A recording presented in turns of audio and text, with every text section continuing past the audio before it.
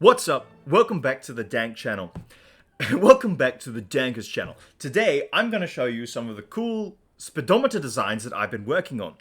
And the whole reason for this is because I've seen a lack of actual vanilla design speedometers. And, well, what I have seen either uses mods or is far too complicated for me to understand. I've got, I don't have absolute big brain. So I have what I could figure out. Okay, so what I am doing right now is I'm standing on a platform that is surrounded in 3.5 methods of measuring the speed of a rotating wheel set of blocks with a sensor, and actually outputting a value that can be measured, read, and put into a circuit. Or outputting different values at different speeds. That was the important thing. Okay. So, the input method for this entire thing is an electric engine spinning this board. The sensor only sees the white portion. Spinning this board at varying speeds that, for a few of the methods, it uses a single tick output to measure the speed. And the last method here that I actually like the most and used, it actually takes the full input straight from the sensor. So there's actually... it's a bit faster. It doesn't have some of the delay, but it's negligible delay, to be honest. Okay, let's clear the hotbar. Unprofessional. So what we have here is a basic mechanical way for detecting whether the system is running faster than a certain speed. So basically, how this method here works is you have two bearings on this one pole. You have one bearing counter-rotating against another. You have an electric engine constantly rotating the bottom bearing, so say it's trying to constantly turn clockwise. And then you have another one hooked up to the one-tick pulse that comes from the board. And how this method works, basically, is you have... the higher the frequency of pulses that come out of this input, basically increases the time that this engine is on. And so you can think of it as the average speed that the engine is going to rotate. And so with this engine, you can set, if I set it to the absolute lowest value, then I have the biggest amount of leeway for how this engine's going to work. It's currently at 0, just so that it doesn't fool around while I'm trying to explain it. Okay, so what we're going to what I'm going to show you is I'm going to operate this engine 3 from the top. So this is 700 RPM.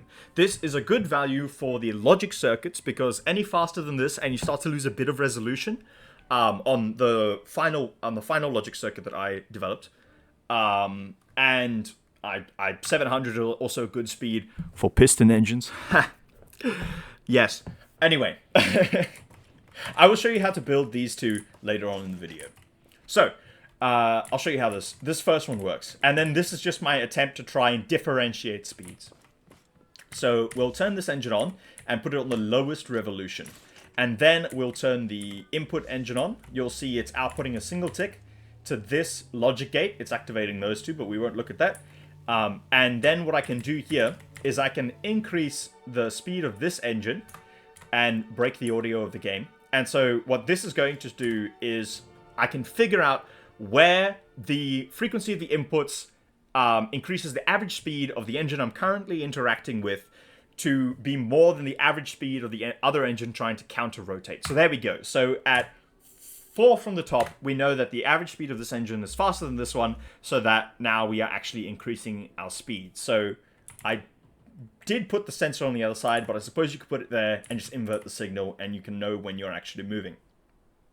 So now we have a system for measuring when we reach 700 RPM. So we can slow this down, and you can see that the beam starts rotating back in the other direction. So we know that now we are below 700 RPM, around 700 RPM. And the further we increase this engine, the faster it can it can actually detect if you wanted to switch to the other side. I'd say you could probably put a sensor down like there or something, and it could probably work better. And you see, once the engine's off, it'll rotate back into the original position. So yeah, and so if we lower that speed, you can see that the sensor can be on as slowly moves. All right, so that's this method. And so that was what I first looked at. This is what a couple of examples on the internet show. There was another YouTuber. His name is Can. He does scrap mechanic videos every now and then. But he actually had a live stream. And on that live stream, he followed the guide of another guy called Icebound Glacion. And this was the sort of method. I haven't expanded this to its full method, because I know Icebound, the Glacion guy, he actually figured out how to do it. I was just messing around based on what I saw as I skipped through the live stream. What I did next was attempt to figure out a way to sort of basically figure out when your engine or when your input reaches a certain number of speeds or a certain range of speeds. So how I figured out how to do that was if you obviously have one of your engines at a higher RPM. So if this engine is at a higher RPM, it'll require a lower frequency of input or a lower basically amount of time to be on to reach the average, a higher average speed than that counter-rotating engine that tries to bring these back to zero. And so that's how that works. And so we can see, so we'll set this one to max, and this one operates this arm here, and we'll turn this on. And so we'll set this to 5 from the top. And so 5 from the top in this system obviously wasn't working, because we showed it worked from 3 to the top. From the top of the speed slider. So we'll activate the engine here. And you can see that... Okay, we'll just turn that one off. You can see that at the lowest speed, it bangs against the sensor, makes a lot of noise, but it can also show when your engine has reached the lowest speed. And so what we can do then, is set this one to a slightly lower RPM. And what it will do is measure when your engine reaches a faster speed. And so you can have a slower input, and then a higher speed input, and another higher speed input. But you need more electric engines. And I'm going to turn that off. But you need more electric engines the higher speed you want to go. Well, I mean, at like... This electric engine reaches about 1,150 RPM. So you have an upper limit with that, but obviously if you have some crazy like thruster spinning thing, you can just go higher and higher, and you just wind this lower and lower. But you're gonna have to like directly hook this sensor up to these engines at some point, because at some point the speed of this spinning around is gonna spin faster than 1 tick, and you're gonna start getting weird disrupted sort of signal inputs. So just make sure these are on zeros so we don't have to listen to them anymore. Right, okay, now onto the logic-based sensor portion of the video. So these two are 2 logic-based systems I've worked out, and they're very simple. It's just a bunch of AND gates, and all it does is compare the first gate. This green circuit in front here compares the first gate to the rest of them, to the rest of the gates here. So how it works is the first one is connected to all the AND gates, and then the second one is connected to directly in line, and so forth, and they're all chained together at the top. And so how this is supposed to work is you have your first gate that activates, and then as that signal runs along the line, when the next signal from the input activates the first gate, they will both activate the same AND gate. I'm just using that one for example. And then you'll know the distance of the period of time between one signal and another one. And so we can actually do that. We can activate it. It's at 700 RPM. And so here we can see that the period of time between the first gate activating and... between the period of time between the sensor seeing the wheel once and then seeing it directly after on the very next rotation is 4 to 5 logic ticks. It's in the middle. It just doesn't line up absolutely perfectly. And so we can see as we increase the speed with the... Oh, here we go. That lines up very perfectly. That's nice. Oh, I see you jump. Okay, it doesn't do it now. Anyway, we can see the distance between... There we go. We can see the distance between the wheel one rotation and the next rotation is 3 ticks. And the half of the wheel is colored just to make sure that the sensor can actually detect it at a high speed. And so yeah, so we can actually increase the speed even further, and we can see now it jumps down to 2 to 3 ticks in between the first and second. And that's sort of the problem with the resolution of the system, since it doesn't exactly sit on each of the logic gates. It's kind of a problem. But the biggest problem, actually, I think I said it before, the biggest problem with these logic-based, like, things is, say you have a wheel spinning that fast, or it's the time between the first sensor and the second sensor activates there. Shush! My voice assistant is activating. No, not you. I'm talking about sensors. Anyway, so say you have an activation period that spans between these two, and this is all the space in between. This is the period of time that it sees the black. So what you can do then, or to basically, if you increase the, or if you oh my goodness, the increase of speed from here to halfway in between these two is double. Okay, so if you're activating the gate in line with that, and then you increase the speed to align the gate with this one, you've doubled the speed. And that happens, say, if you're going from this gate right here to activate, this gate right here to activating this gate right here, you've doubled the speed again. So, say it's rotating at like 700 RPM, this is 1400 RPM to activate this gate. And then to activate this gate here is double that one, so that is 2800 RPM. So that's the problem with the resolution of the logic gate system. So you can kind of alleviate that by extending this a couple times and increasing the wheel diameter, sort of a thing. No, that won't work. Forget what I said. That doesn't work. Sort of, if you can double the period of time that it takes for the sensor to see the wheel, so then you can sort of doubly increase the resolution.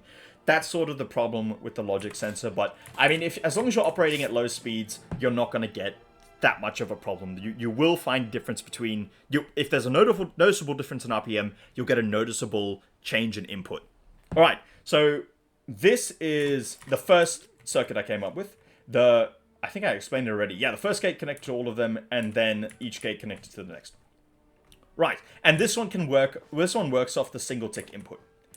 I think it would also work off... No, it wouldn't work off if you just connected it to the sensor. I don't think so. All right, so this second one, this absolute carpet of connections, is the actual one I used because its output was easier for me to manage and use.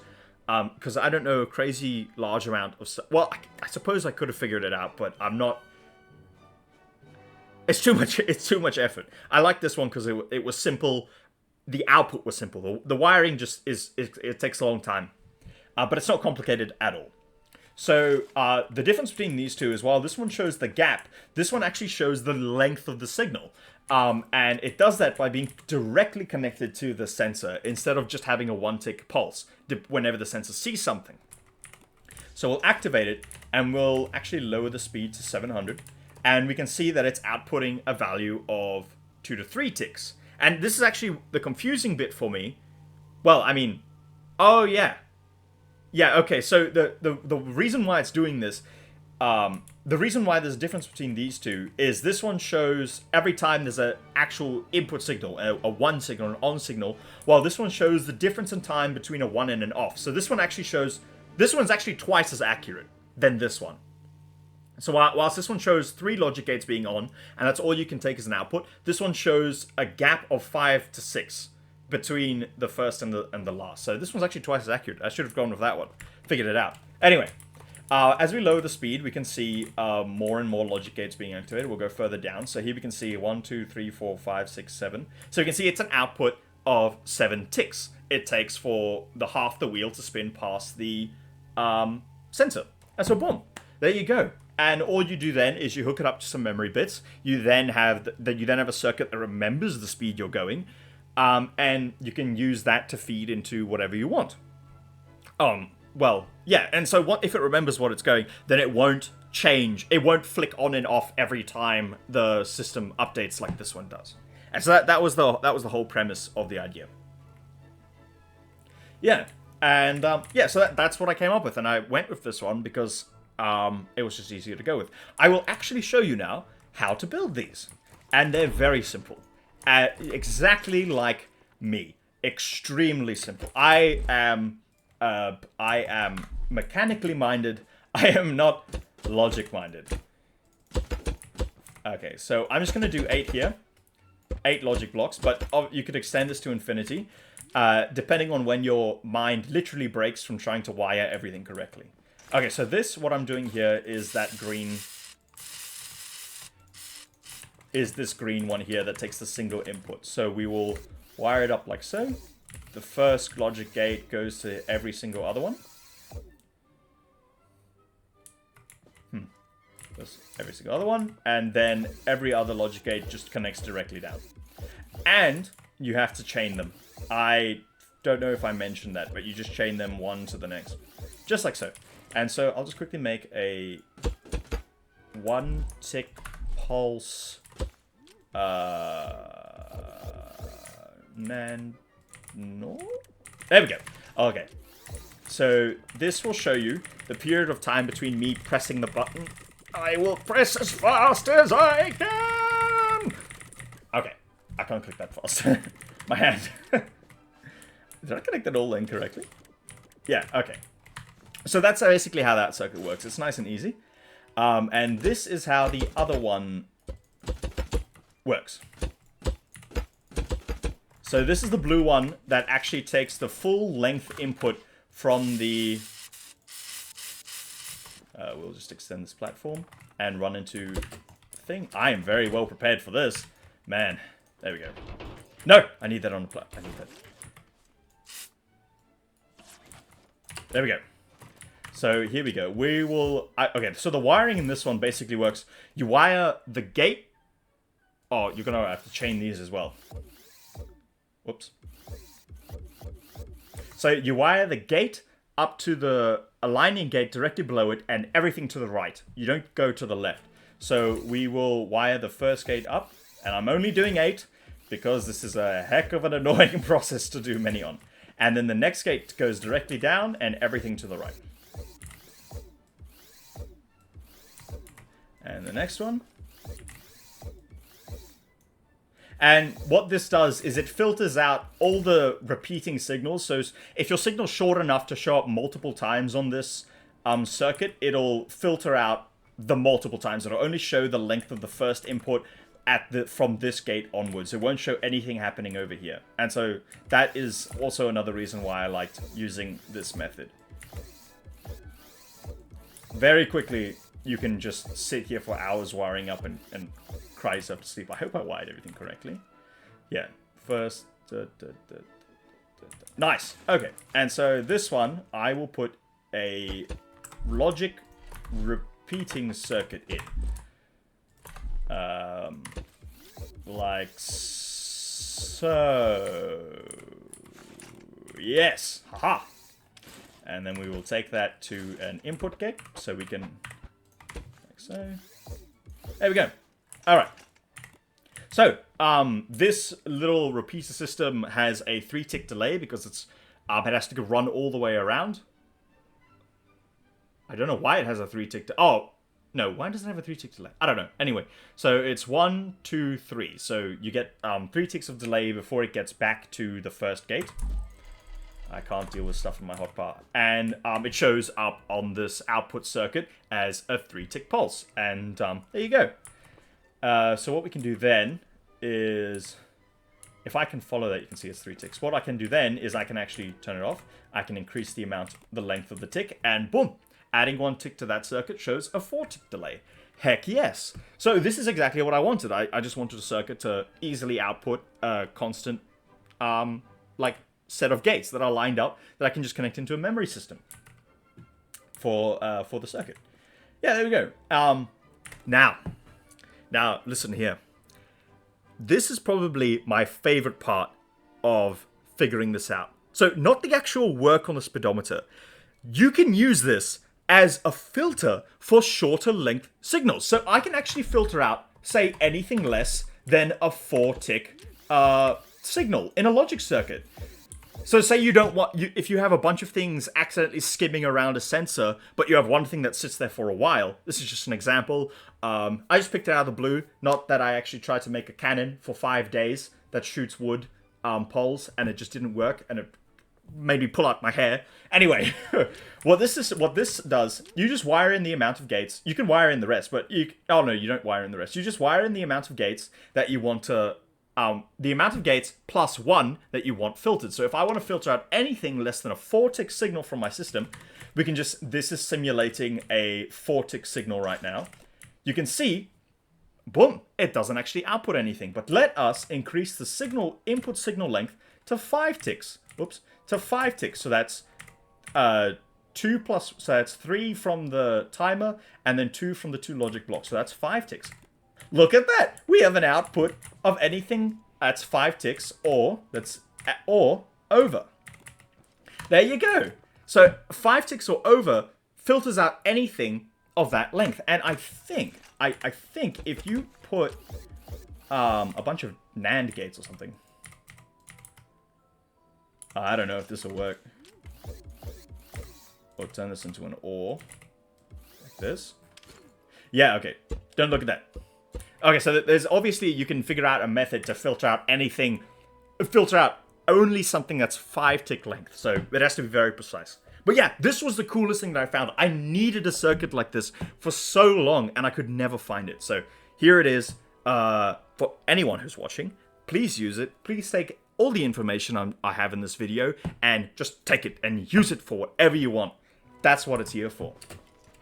Alright, now on to the actual speedometer build. So, this is actually something I'm incorporating into a challenge mode build that I'm making. It's supposed to be a piston engine thing where you have to get your piston engine to run over 700 RPM, because I designed it for 700 RPM, because that's sort of the upper limit before you get a lot of like logic artifacts and stuff where it's not ticking fast enough. Or I did a lot of piston engine testing, so it's sort of like the top like 80th percentile of piston engine speeds is around 700 RPM. To be exact, it's around 690 RPM that the system works at, but like specifically, but we're not going to talk about that. Anyway, so how this works is I have my input, which could be a piston engine rotating a plate just like this one. The reason I have 2 engines is just so I can vary the speed to get a very specific speed for testing. So I have the on switch for the whole system that basically it delays the turning on of the system so that your piston engine or your input can just speed up before it starts measuring. Otherwise, you just have to reset it. But if it delays it, then you don't actually have to wait to reset it. It'll just give you your speed instantly, which is nice, which is very nice. Okay. And so what that does is it feeds into this circuit here, which is exactly like that blue one over there. Just colored differently. Anything that's purple is sort of like it's sort of just a bunch of AND gates wired together. That's what purple means in this circuit. It's like a logic tick extender, a signal extender. That's what it is. So this runs into these gates. I didn't want to deal with having 16 rows of logic gates all the way down, so I basically took every 2 gates and put them together and filtered them down to 8, so that's half of 16. That goes into a bunch of time extenders, logic. It extends the period of time that a pulse is activated for by 3 ticks. That's how it works. And so those run into an OR gate, which runs into these memory bits, and these memory bits are designed like this. They actually have an AND gate that makes sure that they're in the correct position as soon as you spawn this in, and these extenders also basically make sure that they don't spaz out or they give double tick impulses. Okay, so what I have here also is a circuit that resets these bits. You can do this while the system is running, and so that'll basically, I'll show you. You'll see what it does while the system's running. So it just resets it so you can get a proper output. And then this circuit over here is a little memory circuit that basically turns this off while the system is resetting so that you don't get any wrong values. It turns back on after a little period of time so that the value you're getting is sort of like set, or it's been tuned in. It's not working up to the actual speed anymore. You'll see. So we shall activate the system, and it starts rotating. Oh, here we go. So currently, oh yeah, and I also invert the signal so basically instead of showing the speed from top down, it shows the speed from bottom up. Because this whole system, the faster you spin it, the shorter your input signal length, and what that does is it basically means that if I wanted to activate, like, say, a bunch of pistons or something, I want to activate something, as if I invert it, I can actually have it count up the speed. I can actually add the speed rather than having to... you'd invert it anyway, is what I'm saying, if you had anything. Okay, so what this does is the current length of time of the input, so however long the sensor sees the white blocks, is being saved by this circuit. It's being inverted because they are connected directly, and output basically through these NOR gates. And these NOR gates are just turned off through this circuit here. And basically you then take this and you plug it into anything. And this shows us we're currently at a speed of 4. This is completely arbitrary. It's just what it happens to be at. 4 doesn't really mean super anything. 6 means around 700 RPM. And that's the one I was using in my challenge. So we can actually increase... Oh, okay. We can increase the speed and we can decrease the speed. But the biggest problem with this circuit is if you increase the speed, you have to reset it for it to detect what you're doing. Because as it runs down this line, obviously if I add another one, it's going to flip another gate, which is going to decrease the speed. But if I increase the speed, this gate is flipped. And it's not going to reset. I'd have to take each of these as an output, like, and I don't know. I'd have to do something like this at the end of each of these memory bits so that it updates constantly no matter whether it goes up or down. Yeah, I'd have to do a switching circuit like this. So I'll show you how that thing works. So as we decrease the speed, we were on 4 before, and now it shows we're on 2 because the logic signal's longer. It's going to run longer through the system, and it's going to activate these memory bits. And our inverted output shows a speed of 2 because it's quite slow in comparison. Now let's say we increase the speed to 700, which is a very stable speed in this circuit. You see, the memory bits don't actually detect that. So I made this reset circuit as a quick fix because I did not want to go through the whole process. So this this circuit does is it's got a couple of delays, and it turns this output off so that you don't get any I'm just saying artifacting, but you don't like get the wrong value. It waits until the system resets properly and then displays a new output. So we'll activate it. See the memory bit switch, waits a while, and then outputs the actual speed. And so now we're going a speed of 6, which 3 from the top is around 700 RPM. And so that's the very basic principle. So I think we can go one more and it still be stable, I think. So we'll have to reset it. Oh, yeah, okay, hold on. Yeah, okay, there seems to be a little disparity where it ticks over every now and then to the next one. That's annoying. Anyway, so that's how it works. Now we're going a speed of 7. And the fact that there's 8 and the fact that there's 16 is also completely arbitrary. I just didn't want to do a million logic blocks on a single creation. But yes, there you go. And so, oh yeah, since the signals are inverted, I also have to reset it at the end. Since the signals are inverted, when you turn off the system, it doesn't light up everything, it just turns it off. And that's the whole thing. I didn't want it to constantly flash on everything. I just wanted it to turn off when I turned it off. But yeah, that's the whole speedometer basic concept that I was working with. And now, what I want to show is you can also have a dial, because you need some way to display the speed. Not everyone reads logic blocks. Some people like the ye old analog. So I will just set this up. So this is my attempt at making a dial that has sort of stages of being rotated. So you could do this with, say, a bunch of controllers, each one on a bearing. It would be less well, this isn't laggy, but it would take less performance than this, and say each controller only rotates 15 degrees as it's activated, but I wanted to make something with pistons. I could probably make the controller thing. That'll probably be better. I'll do that in a bit. Okay. So, yes, this is more convoluted than the controller thing would be now that I think of it. So this controller just offsets all of these 7 bearings by 15 degrees, which offsets these 8 pistons by 120. I don't think that's exactly how it works. Yes, it does. So it's a total of 120 degrees, which does not translate into 120 degrees of what it actually turns. This is just what it came out to be. So how this was going to sync with that is as those logic gates light up, the output logic gates, it was going to turn on these pistons and then slowly rotate this dial. I just want piston because it's piston themed. So if we turn on the first one, you can see the dial jumps up a little bit. There we go. That's good. There we go. You can see the dial rotates a very small bit as that piston fights against the other ones. Then as we rotate the second one, we can see it jumps another little bit.